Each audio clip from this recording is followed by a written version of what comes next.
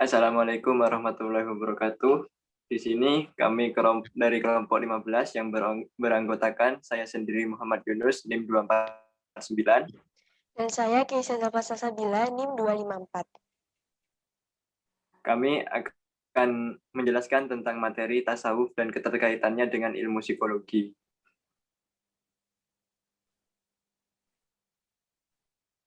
Definisi tasawuf.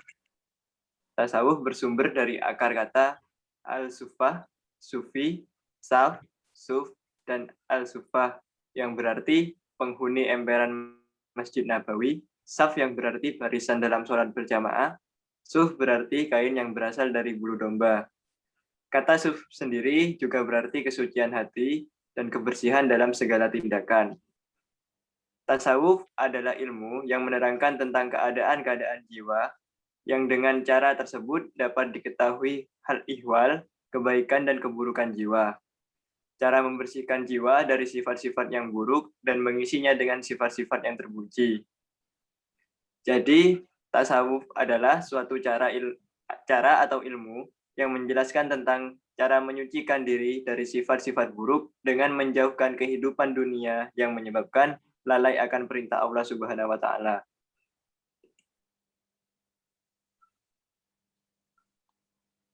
Tujuan tasawuf yaitu terdapat 3. Yang pertama, turut serta terlibat dalam berbagai peran dalam menyelamatkan kemanusiaan dari kondisi kebingungan akibat hilangnya nilai-nilai spiritual. Kedua, mengenalkan literatur atau pemahaman tentang aspek etoritis atau kebatinan Islam, baik terhadap masyarakat Islam yang mulai melupakannya maupun di kalangan masyarakat non-Islam. Yang ketiga, untuk memberikan penegasan kembali bahwa sesungguhnya aspek kebatinan Islam, yakni sufisme, adalah jantung ajaran Islam. Sehingga bila wilayah ini kering dan tidak berdenyut, maka keringlah aspek-aspek lainnya dalam ajaran Islam. Ruang lingkup tasawuf tersendiri terdapat 4 unsur di dalamnya, yaitu ada metafisika yang berkaitan dengan hal-hal yang di luar alam dunia, atau bisa juga dikatakan sebagai ilmu gaib. Ada juga etika yang berkaitan dengan ilmu yang menyelidiki tentang baik dan buruk dengan melihat pada amaliyah manusia. Ada juga psikologi yang berkaitan dengan masalah yang berhubungan khususnya dengan jiwa dan penyelidikan dalam diri sendiri. Dan estetika, yaitu ilmu keindahan dan menimbulkan seni. Baik, selanjutnya adalah ajaran-ajaran atau tingkatan untuk mencapai kesempurnaan dalam tasawuf. Nah, dalam proses penyucian diri dalam ilmu tasawuf ini, untuk mencapai derajat sebagai manusia yang sempurna di sisi Allah atau insan kamil, terdapat 4 jalan yang harus ditempuh. Yang pertama adalah syariat, yang berarti hukum atau aturan dasar yang menyangkut hubungan antar manusia dengan alam, dan manusia dengan sang pencipta. Nah, pengalaman syariat ini dalam tasawuf berupa ibadah sesuai dengan syariah dan aktivitas rohani. Akan tetapi, untuk mencapai tingkatan selanjutnya dalam mencapai kesucian diri atau kesempurnaan hal ini dititik beratkan pada kegiatan rohani.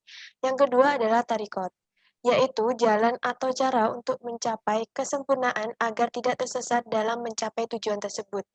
Nah, dalam proses tarikat ini merupakan petunjuk dalam melakukan ibadah sesuai dengan ajaran yang ditentukan dan dicontohkan oleh Nabi Muhammad SAW. Yang ketiga adalah hakikat. Secara istilah berarti kebenaran, kenyataan asal atau sebenar-benarnya.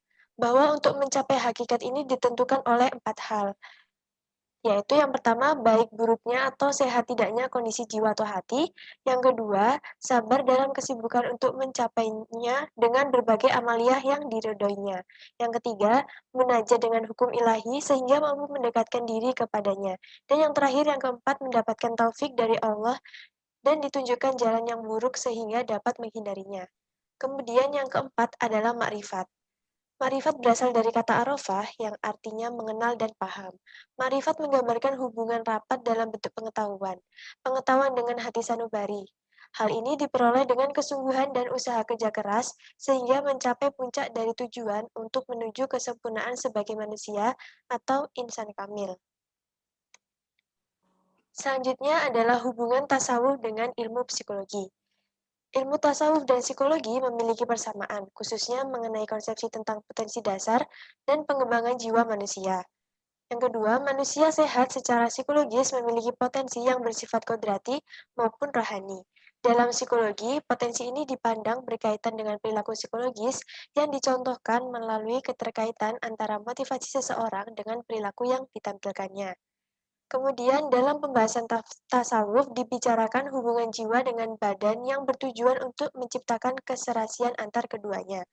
Pembahasan jiwa dan tubuh dikonseptualisasikan untuk mengetahui keterkaitan antara perilaku yang dipraktekkan manusia dengan dorongan yang dimunculkan jiwanya sehingga perbuatan itu terjadi.